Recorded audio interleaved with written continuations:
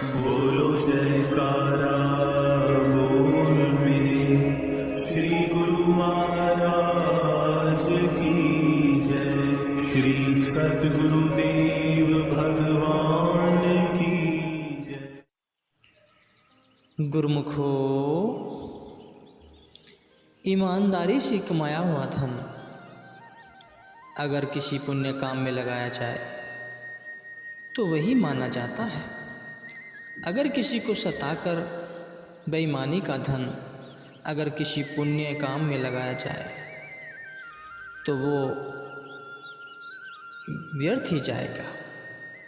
एक समय की बात है, श्री गुरु नानक देव जी भ्रमण करते हुए एक शहर में पहुँचे जहाँ मलिक भागो भंडारे का आयोजन हजारों लोगों को भोजन करा रहा था और सब उसकी दरिया दिली की खूब प्रशंसा कर रहे थे। श्री गुरु नानक देव जी उसी शहर में रहने वाले एक गरीब भक्त लालो के यहाँ विराजमान हो गए। मलिक भागों को जब सूचना मिली तो उसने उन्हें निमंत्रण भेजकर भोजन ग्रहण करने को कहा। श्री गुरु नानक देव जी ने उसके घर भोजन ग्रहण करने की स्वीकृति न दी, इजाज़त नहीं दी। उसके द्वारा कारण पूछने पर उन्होंने मलिक भागों को स्पष्ट शब्दों में कहा कि वह गरीबों का शोषण करके भंडारा कर रहा है। हमें किसी का रक्त चूस कर बनाया 36 प्रकार के व्यंजनों से तो पसीने द्वारा कमाई गई हक की सूखी रोटी अधिक पसंद है। इतना कहकर उन्होंने मलिक भागो और भक्त लालो की रोटियां मंगवाई। एक हाथ में मलिक भागों की और एक हाथ में भक्त लालो की रोटी को दबाया। सभी ने क्या चमत्कार देखा कि मलिक भागों की रोटी में से रक्त और भक्त लालो की रोटी में से दूध टपक रहा है। श्री गुरु नानक देव जी ने दर्शा दिया कि केवल पाखंड व दिखावे की भक्ति करने से जीव को कोई लाभ नहीं मिलता। दिल में सच्चा प्रेम है तो भगवान स्वयं उसके द्वार पर चल कर आते हैं। संत महापुरुषों ने इसलिए अंत हृदय में प्रेम का दीपक जलाने के लिए नाम की कमाई करने की हिदायत दी है। कोई विरले भाग्यशाली गुरुमुखी संतों के इन इशारों को समझ पाते हैं, वरन आम दुनिया तो अपनी श्रुति को माया की लुहावनी चमक दमक व बाह्य संसार में लिप्त करके भटकती रहती है। परम संत श्री कबीर साहिब जी के पास एक बार एक प्रेमी आया। वह उन्हें अपने संग तीर्थ यात्रा पर चलने का आग्रह करने लगा। परम संत श्री कबीर साहिब जी ने कहा कि हम तो तुम्हारे साथ नहीं चल सकते, तुम भी अपने संग ले जाओ और इसे भी सभी तीर्थों में स्नान करा देना। वह जिज्ञासु तुम भी लेकर तीर्थ यात्रा को निकल पड़ा और प्रत्येक तीर्थ पर तुम भी को स्नान कराने लगा। वहाँ से काशी लौटकर तुम भी परम संत श्री कबीर साहिब जी के हवाले कर दिए। परम संत श्री कबीर साहिब जी ने उस तुम्बी में से एक टुकड़ा काटकर उस प्रेमी को खिलाया। उसने मुंह में डालते ही सारी की सारी तुम्बी थू थू करके बाहर निकाल दी। उन्होंने पूछा कि तुमने सारी तुम्बी बाहर क्यों निकाल दी? वह बोला कि यह तो कड़वी जहर है, फिर भला इसे कैसे खाया जा सकता है? तो परम संत श्री कबीर साहिब जी ने कहा कि जिस प्रकार 68 तीर्थों का स्नान करने के पश्चात भी इस तुम्बी का कड़वापन नहीं गया, उसी प्रकार जिनका अंतःकरण सतगुरु शब्द की कमाई द्वारा निर्मल नहीं हुआ, वे मलिन मन से कितने भी तीर्थ क्यों न कर ले तो भी उन्हें कोई लाभ नहीं होगा। तत्पश्चात वह प्रेमी उनसे नाम की दीक्षा लेकर उनका शिष्य बन गया और उसने सच्चे तीर्थ में स्नान करके अमर पद को प्राप्त कर लिया। जिस प्रकार तराजू के दो पड़ले होते हैं गुरुमुखों, उनमें से जो पड़ला भारी होता है वह स्वतः ही नीचे झुक जाता है। इसी प्रकार मनुष्य का मन भी तराजू के सदृश है। इसमें यदि भक्ति एवं सच्चाई के विचार दृढ़ व प्रबल होंगे तो यह उस तरफ झुक जाएगा। यदि मन का झुकाव माया की ओर होगा तो सत्संग में जाने पर भी मन माया की ओर ही आकर्षित होगा। एक बार किसी पंडित जी ने एक स्थान पर भागवत पुराण की कथा प्रारंभ की। वहाँ पर एक बूढ़ी माता भी प्रतिदिन आया करती थी। जैसे ही पंडित जी पोथी खोलकर कथा आरंभ करते, उस माता के नेत्रों से जार जार आंसू छलकने लगते। पंडित जी सोचने लगे कि यह माता बहुत श्रद्धालु है और प्रेम से कथा श्रवण करने के कारण ही इसका प्रेम अक्षों में छलकता है। कथा समाप्ति का दिन आया तो वह माता उस दिन नहीं आई। पंडित जी ने एक आदमी को उसे बुला लाने के लिए भेजा, परंतु वह फिर भी नहीं आई। अंततः पंडित जी स्वयं उस बुढ़िया को बुलाने उसके घर गए और कहने लगे कि आज कथा का अंतिम दिन है। आपने इतनी श्रद्धा प्रेम से सारी कथा को श्रवण किया, इसलिए मेरा यह आग्रह है कि आप आज के दिन भी अवश्य पधारें। वह बूढ़ी माता पंडित जी से कहने लगी कि मैंने तो कथा का एक अक्षर भी श्रवण नहीं किया।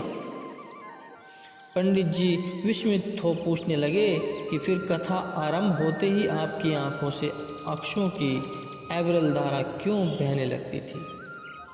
तो बुढ़िया कहने लगी कि जिस समय आप कथा वाली पुस्तक खोलते थे तो मुझे उस पर छिड़ी हुई कपड़े के रंग को देखकर रोना आ जाता था, क्योंकि इसी रंग के कपड़े का चोला मेरी नातिन पहना करती थी, जो अभी कुछ ही दिनों पूर्व चल बसी है। बस इतना कहकर वह फिर से रोने लगी। यह सुनकर पंडित जी समझ गए कि जिनके अंदर दुनिया का झूठा मोह होता है उन पर भक्ति का सच्चा रंग कदापि नहीं चढ़ सकता। वे बाहर से चाहे कितने ही कर्म धर्म कर लें, परंतु उनका मन सांसारिक दुखों से कभी मुक्त नहीं हो सकता।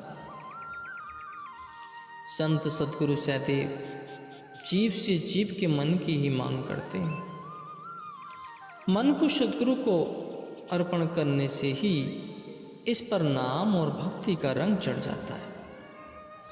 इसी से ही आत्मिक कल्याण होता है। जो भाग्यशाली गुरुमुख अपना मन सद्गुरु को सौंप देते हैं, सद्गुरु स्वयं उनके जिम्मेवार बनकर लोक परलोक में उनकी संहार करते हैं। फिर भले ही उन्हें अपने मन पर कितने ही कष्ट क्यों न उठाने पड़े। गुरुमुखो, एक प्रसंग मैं आपको सुनाना चाहता हूँ। यह प्रसंग ध्यानपूर्वक सुनो। राधा जी का भगवान श्री कृष्ण जी से अगाध प्रेम था। उनके हृदय में सदैव श्री कृष्ण जी की ही छवि अंकित रहती थी। भगवान भी अन्य सखियों की अपेक्षा राधा जी से अधिक प्रेम करते थे। इसी कारण अन्य स्त्रियों को राधा जी से बहुत ईर्ष्या चिड़न होती थी। एक दिन किसी सखी ने ईर्ष्यावश राधा जी को गर्म गर्म दूध पिला दिया। थोड़ी देर पश्चात जब भगवान घर लौटे तो उनके चरणों में पट्टी बंधी हुई देखकर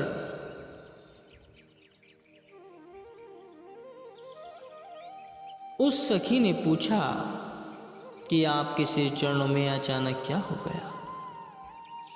भगवान श्री कृष्ण जी ने मुस्कुराते हुए कहा कि यह पट्टी हटाकर तुम स्वयं ही देख लो।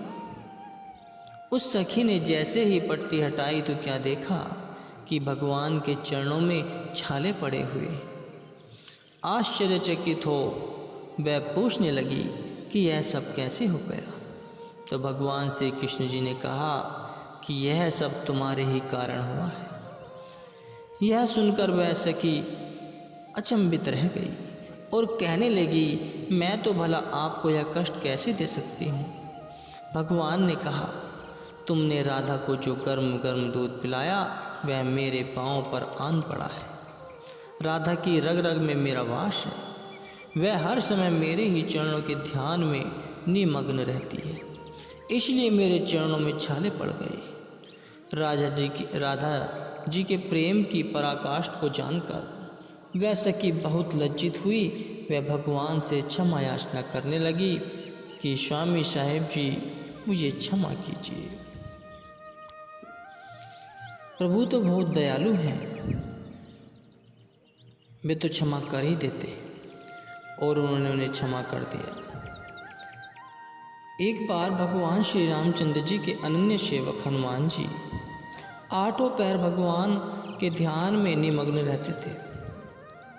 उनके मन में सदैव भगवान को प्रसन्न करने की ही लगन लगी रहती थी। एक बार उन्होंने माता सीता को अपनी मांग में सिंदूर भरते हुए देखा तो उत्सुक हो पूछने लगे कि आप यह रंग क्यों लगाती रहती हो। माता सीता ने कहा कि यह रंग मेरे रघुनाथ को भाता है, उन्हें यह रंग अति प्रिय है, वे इसे देखकर अति प्रसन्न होते हैं, इसलिए मैं प्रतिदिन इसे अपनी मांग में लगाती हूँ। बस फिर तो हनुमान जी की प्रसन्नता का कोई ठिकाना नहीं रहा। उन्हें अपने आराध्य को रिझाने का साधन जो मिल गया था, उन्होंने तुरंत ही अपने पूरे बदन को उस रंग में रंग लिया।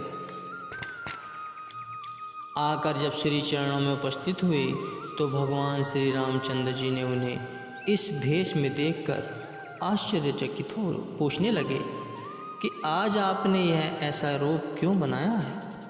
तो हनुमान जी ने माता सीता द्वारा भगवान को रिझाने की युक्ति वाली बात बतलाई और कहा कि सिंदूर की एक रेखा में अगर आपकी प्रसन्नता मिल सकती है तो मैंने सोचा क्यों ना मैं अपने पूरे शरीर को ही इस रंग में रंग डालूं, ताकि सदा सदा के लिए आपकी पावन प्रसन्नता का पात्र बन सकूं।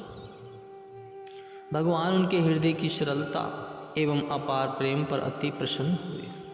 प्रेम का मार्ग बहुत ही निराला है। प्रेमी और प्रियतम के सिवा इसका कोई भेद नहीं पा सकता। प्रेम ऐसी शक्ति है जो सभी शक्तियों की सिरमौर है। जिसके पास प्रेम की शक्ति है, प्रकृति की अन्य सभी शक्तियाँ उसकी सहायक बन जाती हैं।